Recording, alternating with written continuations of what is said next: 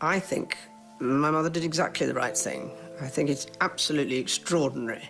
I'm 75 now, and I can't remember anybody except the Queen being there. The tension inside the royal family has reached a boiling point, and at the center of it all stands Princess Anne. She has reportedly delivered a final ultimatum to Camilla, the Queen Consort, to return the late Queen's treasured jewels.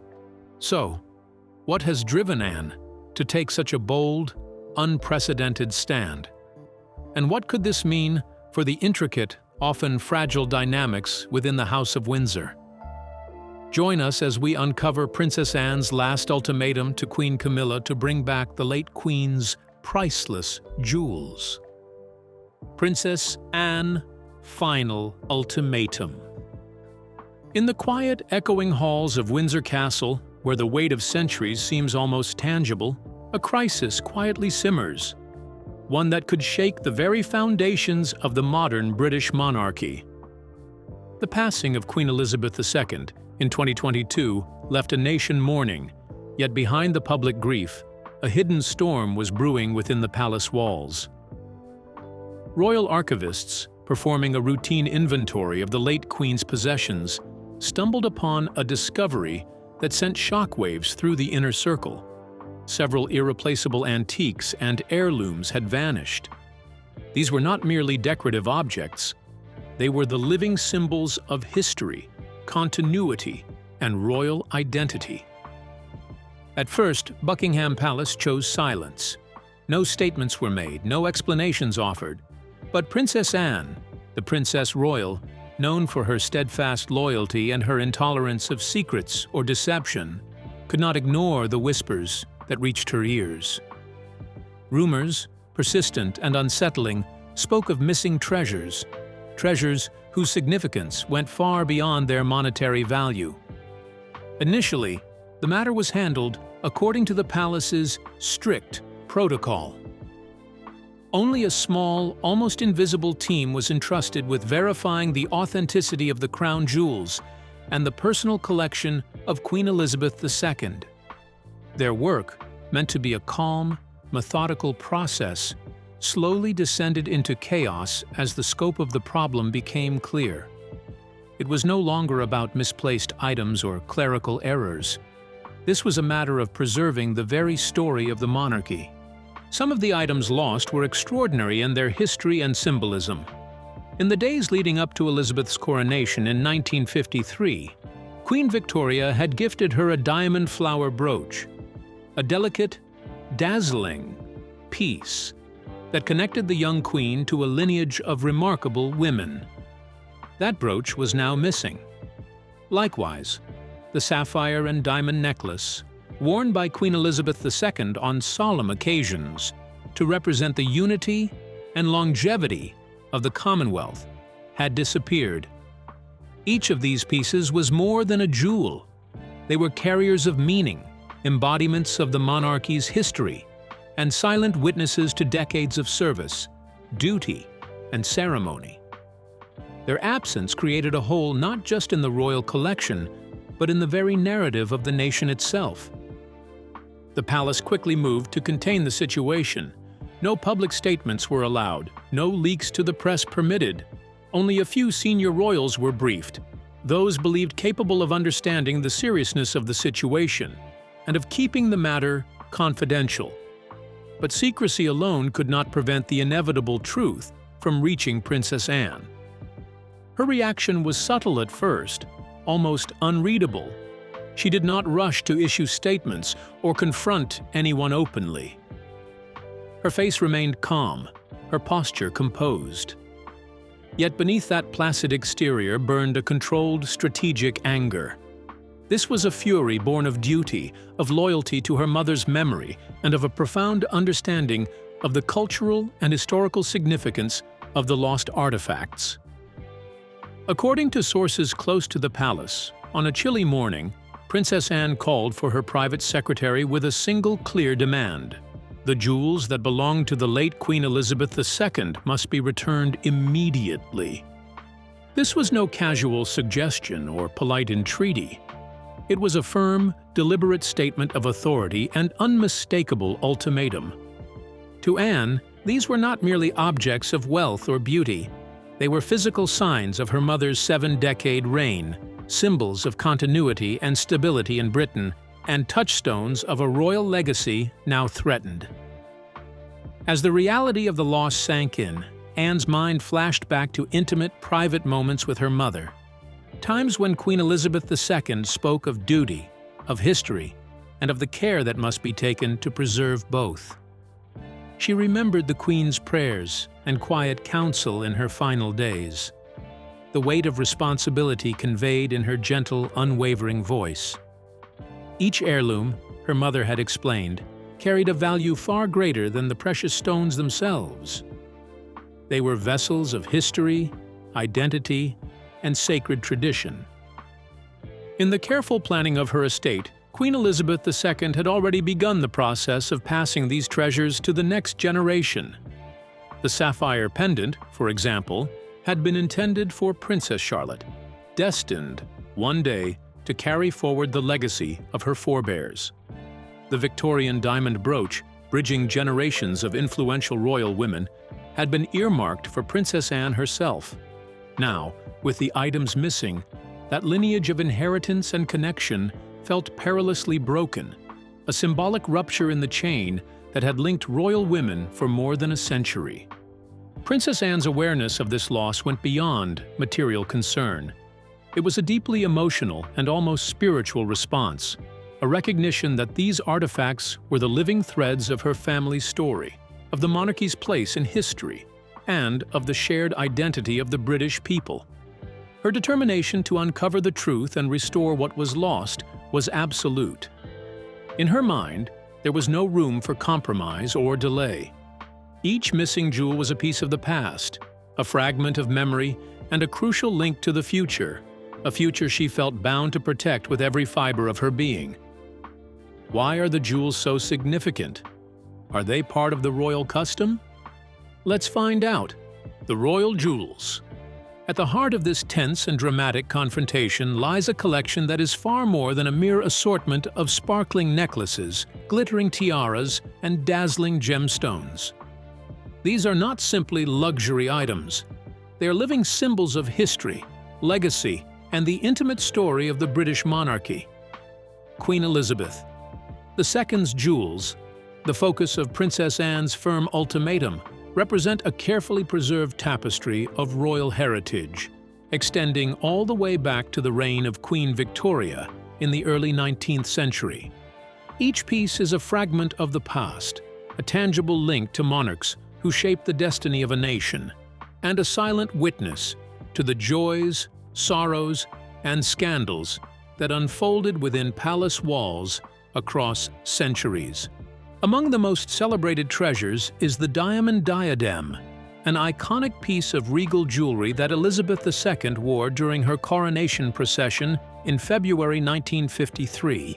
Its intricate craftsmanship and radiant diamonds were designed to announce the continuity and dignity of the monarchy to the world. Equally storied is the Cambridge lover's knot tiara, whose delicate arches and pearl-laden loops have long captivated the public imagination.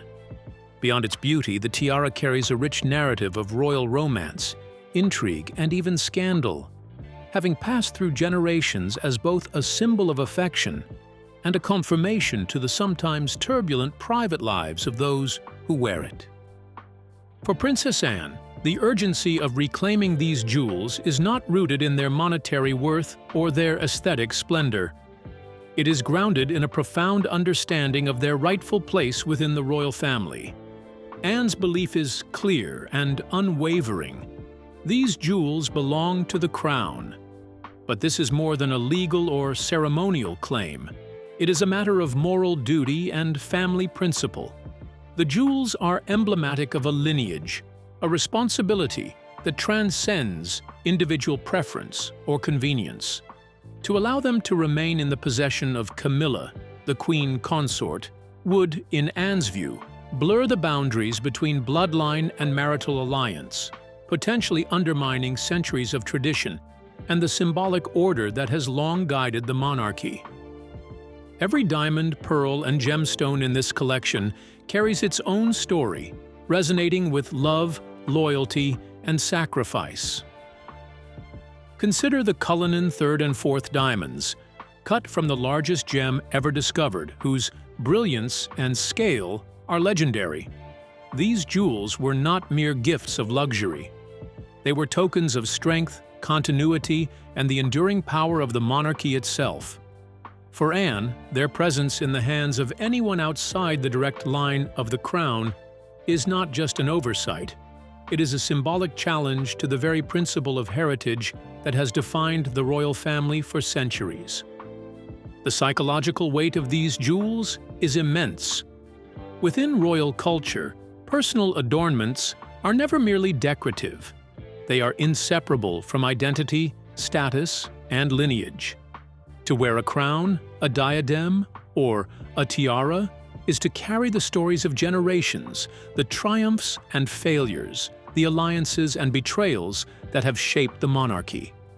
In this light, Anne's insistence on their return is more than a simple request for property. It is an assertion of authority, of heritage, and of the enduring significance of bloodline over marriage. It is a quiet yet unmistakably powerful statement. Family and lineage hold a value that cannot be overridden by position, title, or public role. By taking this stand, Princess Anne is navigating the delicate intersection of tradition, emotion, and politics within the royal household. She's making clear that these jewels are not mere ornaments. They are instruments of memory and symbols of a legacy that must be honored and preserved. Their return, in Anne's perspective, is a reaffirmation of respect for history, a recognition of moral duty, and an acknowledgement that the monarchy's treasures are inseparable from the family that defines it. It is, in every sense, an act of loyalty to the crown, to history, and to the enduring story of the royal lineage itself. The jewels are more than glittering artifacts. They are vessels of meaning, loaded with centuries of significance and charged with emotional, cultural, and symbolic weight. In Princess Anne's eyes, reclaiming them is not a question of vanity or possession. It is a decisive affirmation of identity, heritage, and the enduring power of bloodline over personal association. This is a conflict that is as much about the heart of the monarchy as it is about the physical objects themselves, a drama that echoes through the silent corridors of royal history, where every gemstone tells a story of love, duty, and unwavering responsibility. So what's Camilla's stand now? Let's find out. Camilla's position. Camilla's journey to becoming Queen Consort has been far from simple or smooth. From the moment she married King Charles III in April 2005, she has been walking a tightrope between public opinion and the rigid, often unspoken, rules of royal protocol. Every step she has taken has been carefully calculated to maintain a balance between her personal identity and the expectations placed upon her by centuries of royal tradition. This delicate balancing act has gradually allowed her to carve out a distinct place within the monarchy, earning a measure of respect and acceptance. Yet this position, so cautiously built, now faces a sudden and intense challenge. Princess Anne's recent ultimatum, demanding the return of the late Queen Elizabeth II's jewels, threatens to shake the very foundation of the careful equilibrium Camilla has managed to sustain over nearly 2 decades. The role of Queen Consort is inherently complicated, and in Camilla's case, it is layered with historical, social, and emotional complexities. On one hand, she represents a form of modernity within the British royal family, a figure of charm, grace, and adaptability who has learned to navigate the harsh glare of public attention with remarkable discretion. Over the years, she has demonstrated an ability to reconcile her own personality with the sometimes rigid, ceremonial expectations of life in the palace. On the other hand, she remains a figure who carries the weight of past controversies and lingering public opinions, which makes every decision she takes a potential headline, and every misstep a magnified scandal. In such a position, every action has consequences that ripple beyond her personal life, affecting the image and stability of the monarchy itself. The jewels in question are not mere accessories or ornaments. They are living symbols of history, prestige, and deep familial sentiment. Each piece tells a story, representing decades, and in some cases centuries, of royal continuity. For Camilla, complying with Princess Anne's demand to return these treasured heirlooms would be more than a simple act of obedience. It could be read as yielding to familial pressure. Such a move might inadvertently weaken her perceived authority as Queen Consort, signaling that even her position is subject to negotiation or challenge within the family hierarchy. Conversely, choosing to resist the ultimatum risks igniting a very public debate about loyalty, entitlement, and the inviolability of royal legacy, issues that touch the core of what it means to be part of one of the oldest and most scrutinized royal families in the world. This delicate situation also highlights the ongoing tension within the monarchy itself, a tension between reverence for history and the realities of the modern world. The royal family exists in a unique space where centuries-old traditions must coexist with contemporary expectations of transparency, equality, and adaptability. Camilla's choices, therefore, carry implications that extend far beyond her personal circumstances. How she responds to Anne's ultimatum could set a lasting precedent, influencing not just the handling of royal inheritance, but also the subtle hierarchies of influence and authority among the next generation of royals. It raises questions about who truly holds power behind the palace doors, how respect and loyalty are negotiated, and whether historical precedent or modern sensibilities will ultimately shape the future of the monarchy. Was Anne's role about preserving the tradition of the monarchy? Let's take a closer look. Princess Anne's role. Princess Anne's role. Princess Anne has long stood out within the British royal family as a figure of discipline and dedication, someone whose life has been defined by an extraordinary blend of public duty and private responsibility. Known for her meticulous attention to detail and an unwavering commitment to tradition, she has earned a reputation as the family's moral compass, a guardian of values, principles, and the heritage that defines the monarchy. Unlike other members of the royal household who may favor diplomacy or charm as their primary tools, Anne's strength lies in her ability to confront issues directly, to act decisively, and to uphold what she believes is right, even when it requires uncomfortable conversations or bold interventions. This blend of firmness and loyalty has often cast her as both a protector and a guide within the palace, someone who ensures that the legacy of the monarchy is preserved with dignity, discipline, and integrity. Her recent confrontation with Camilla, the Queen Consort, is a vivid illustration of this role. In approaching Camilla, Anne does not act out of personal animosity or rivalry. Rather, she steps forward as a vigilant custodian, defending more than just a collection of precious jewels. To Anne, these jewels are not merely glittering objects of beauty or symbols of wealth. They are living pieces of history, intimate echoes of Queen Elizabeth II's life and reign. Every diamond, sapphire, and emerald carries with it decades of memory, marking the milestones, ceremonies, and personal triumphs that have shaped not only the royal family but the nation itself. From the grandeur of coronations to the solemnity of state occasions, from jubilant anniversaries to moments of private reflection, each gem is intertwined with the story of Britain over the past 70 years. To let these treasures leave the immediate line of inheritance, even temporarily, would risk eroding the deep emotional and historical significance they hold, turning sacred symbols of continuity into mere possessions.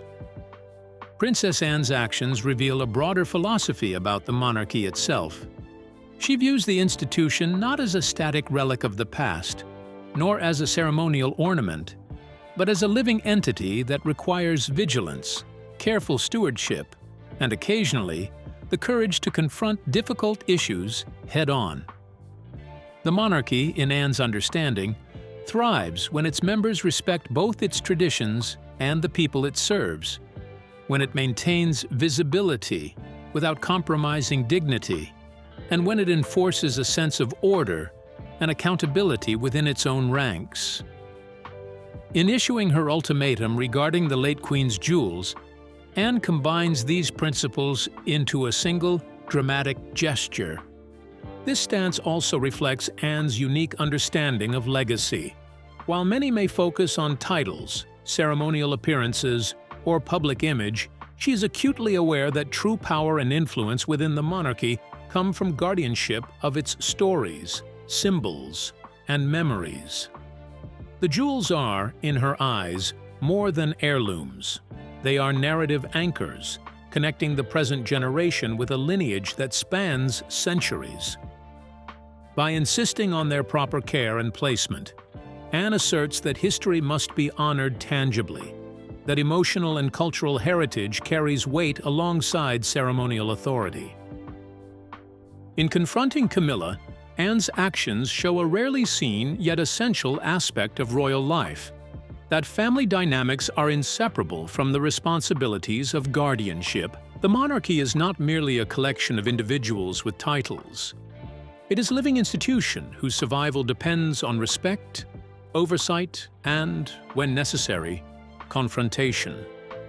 Anne's direct approach is a stand that the royal family, like any enduring institution, is sustained not just by tradition and ceremony, but by members willing to take responsibility, speak uncomfortable truths, and protect the tangible and intangible treasures that define their legacy.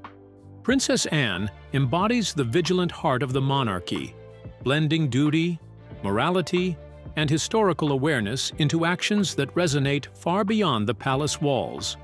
Her ultimatum is more than a demand about jewels. It is a statement about care, continuity, and the seriousness with which the history of Britain and its royal family must be honored. Through this act, she demonstrates that preserving the monarchy is not simply about appearances. It is about ensuring that its symbols, its treasures, and its stories are safeguarded for generations to come. Could this be the first time such an incident is happening? Let's find out. Royal conflicts over heirlooms. The current dispute surrounding Queen Elizabeth II's collection of jewels is not an isolated incident. In fact, it is part of a long and sometimes turbulent tradition in royal history. Across centuries, the question of who owns certain treasures, personal mementos, and crown jewels has repeatedly sparked tension, disagreement, and even public scandal. The monarchy, while often seen from the outside as a picture of dignity and continuity, has behind the palace walls a history rich with disputes over inheritance, precedence, and the careful balance between private desires and public expectation. These disputes reveal not only the human side of royal life, but also the deep symbolic weight attached to objects that, at first glance, may appear to be mere ornaments. In the early 19th century, when Queen Victoria ascended the throne and found herself confronting similar familial disputes, her children, each with their own sense of entitlement and individual ambitions, sometimes clashed over personal jewels and the distribution of family estates. These tensions were not only about the financial value of items, but also about the emotional and historical significance they carried. Each jewel, each brooch, was imbued with memory, sentiment, and the invisible threads of family connection. Queen Victoria's role in navigating these delicate matters required a blend of firmness, tact, and strategic foresight, qualities that ensured the survival of both family unity and royal protocol amidst the personal rivalries that simmered beneath the surface. Later, King George V faced challenges of his own, particularly around the crown jewels. These were not merely decorative or ceremonial objects. They represented the monarchy itself, the continuity of the crown, the sanctity of the institution, and the weight of centuries of tradition. In managing disputes and familial expectations surrounding these treasures, George V had to balance his own preferences and desires against the rigid framework of royal protocol. His careful attention to both sides of the equation, family loyalty and institutional duty, demonstrates how possession of these objects has always been about far more than wealth. The jewels embody authority, heritage, and identity, linking generations of royals through a shared visual and symbolic language. It is within this context that Princess Anne's recent ultimatum to the Queen Consort, Camilla, must be understood. Her demand that the jewels of the late Queen Elizabeth II be returned is more than a personal assertion. It is a deliberate act that connects her to this long history of guardianship and moral responsibility. By situating her request within the values of duty, integrity, and historical preservation, Anne is not simply seeking possession of material objects. She is positioning herself as a steward of a legacy that stretches back generations. Her insistence reflects a keen awareness that these jewels are emblematic of the monarchy itself, and that maintaining control over them is a responsibility as much as a privilege. Princess Anne's actions illustrate that the drama of inheritance within royal families goes far beyond the physical objects in question. These jewels carry stories, memories, and the weight of authority. They are markers of identity, not only for the individual royal who wears them, but for the institution they represent. Her insistence on their return demonstrates a sophisticated understanding of the delicate balance between personal loyalty and the broader responsibility to preserve history. In doing so, she embodies the dual role of custodian and strategist, someone who is deeply aware of both familial bonds and the enduring symbolism that royal treasures carry. In this light, the current conflict over Queen Elizabeth II's jewels can be seen as a continuation of centuries-old royal traditions, a modern echo of the struggles faced by Queen Victoria, King George V, and many others before them. They are threads of memory, instruments of authority, and tangible connections to the past. Princess Anne, in asserting her demand, is engaging not merely in a dispute over property, but in a careful and deliberate effort to safeguard the symbolic heart of the monarchy itself. How should future generations approach the delicate task of stewarding heritage? How much should tradition dictate action? And how much should modern expectations of transparency, fairness, and ethical conduct shape decisions within a family so closely watched by the world? Let's take a closer look. Future of the monarch.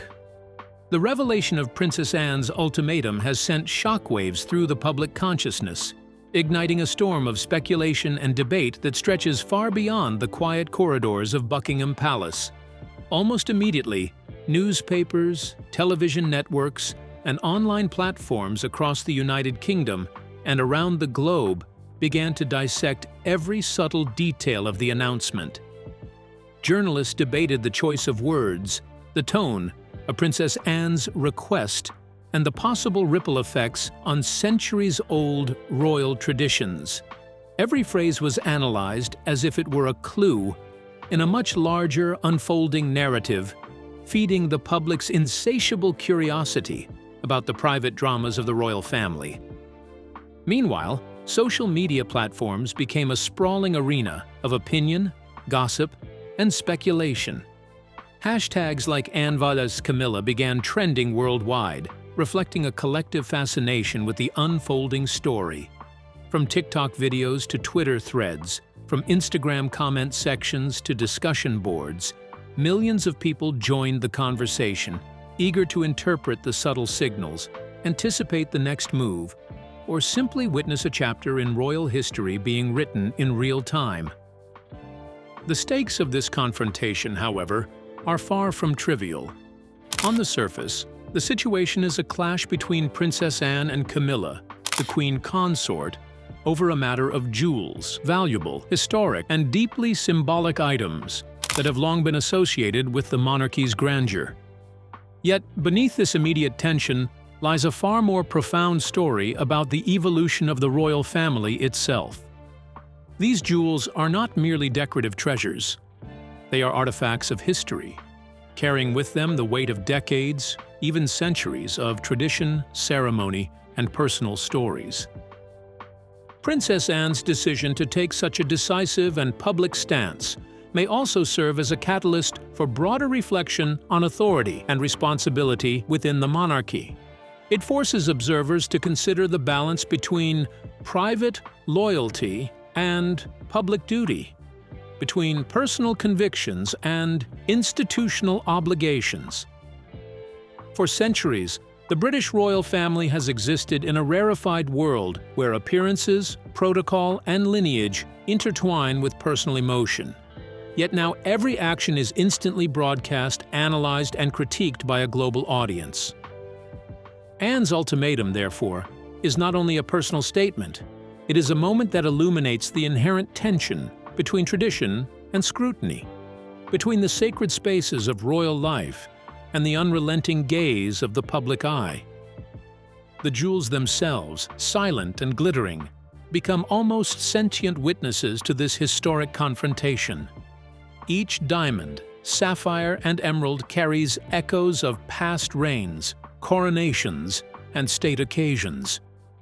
They symbolize the monarchy's enduring grandeur, yet in this moment, they also reflect the fragility and vulnerability of even the most revered institutions. What do you think about Princess Anne's final ultimatum to Queen Camilla? Share your thoughts with us in the comments section. Don't forget to like and subscribe.